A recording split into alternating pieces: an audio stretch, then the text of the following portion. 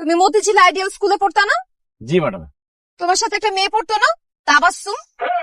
খুব ভালো ছিল পড়ালেখায়, তোমাকে খুব পছন্দ করতো, অনেক ভালোবাসতো তোমাকে। তুমিও তার সাথে অনেকদিন প্রেমের নাটক করে তারপর সুন্দরী একটা মেয়েকে পেয়ে ওকে ছাকা দিয়ে চলে গেছো। তো টাকা দিব না, কি করব? ওর চেহারাটা খুব খারাপ ছিল ম্যাডাম।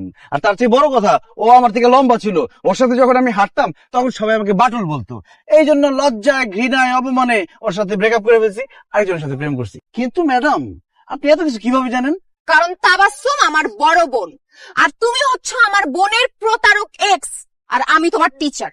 ভার্সিটিতে আমার সময় তো ভালোই কাটবে, কিন্তু তোমার কপালে যে কি আছে সেটা তুমি বুঝে। ম্যাডাম তুই কি বলে গেল? ম্যাডাম তো ম্যাডাম না রে, ম্যাডাম আমার এক্স এর ছোট বোন, যারা আমি ধোকা দিছিলাম।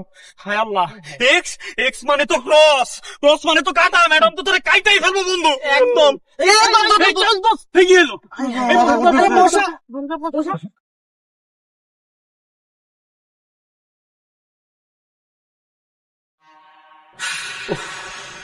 সারাক্ষণ এই অসভ্য জঙ্গলি ম্যাডামের কথা চিন্তা করতে করতে আমি শুধু তারই দেখি সবসময়। এই যে কাজের মেয়ে রহিমা, তুমি আমার সামনে দাঁড়ায় আছো, অথচ আমি দেখতেছি যে আমার সামনে আমার জঙ্গলি ম্যাডামটা দাঁড়ায় আছে। এই ম্যাডাম, আপনি আমার কল্পনা আসা বন্ধ করেন তো।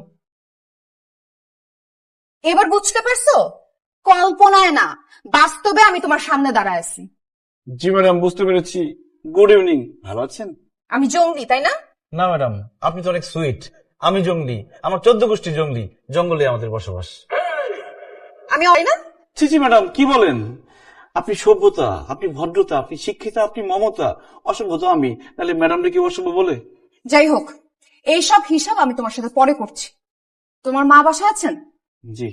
ওনার সাথে আমার জরুরি কথা আছে। কি ব্যাপারে ম্যাডাম? আমি খোঁজ নিয়ে দেখেছি তুমি ভার্সিটির গত 2 সেমিস্টারের সেমিস্টার ফি দাও নাই, সেই ব্যাপারে তার সাথে আমার কথা আছে।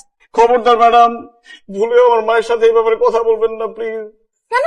কারণ ম্যাডাম, আমি মার কাছ থেকে সেমিস্টার ফি, বেতন, টাকা পয়সা যা লাগছে সব নিচ্ছি, কিন্তু জমা দেই নাই, খাই বলছি।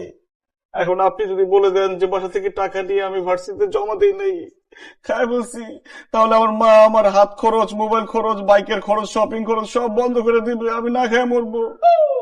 আচ্ছা, তা তোমার মাকে এসব কথা না বলে আমার কি লাভ? ম্যাডাম, মা তো আমাকে সেমিস্টার ফি আবার দিবেই, সেটা তো আমি ভার্সিটিতে জমা দিব না। আমি আপনি 50-50 ভাগ করে নিয়ে যাব, পার্টনারশিপ। একে তো তুমি মনে মনে কল্পনায় আমাকে গালি দিছো, ভার্সিটির সেমিস্টার ফি দাও নাই, বেতন দাও নাই, এখন তুমি নিজের ম্যাডামকে ঘুষ দেওয়ার কথা বলতেছো। তোমার মাকে সবকিছু তো আমার বলতেই হবে। এতক্ষণ যে আমাকে গান শোনালা, সেই গান তাকে আমি শোনাবো। শোনো।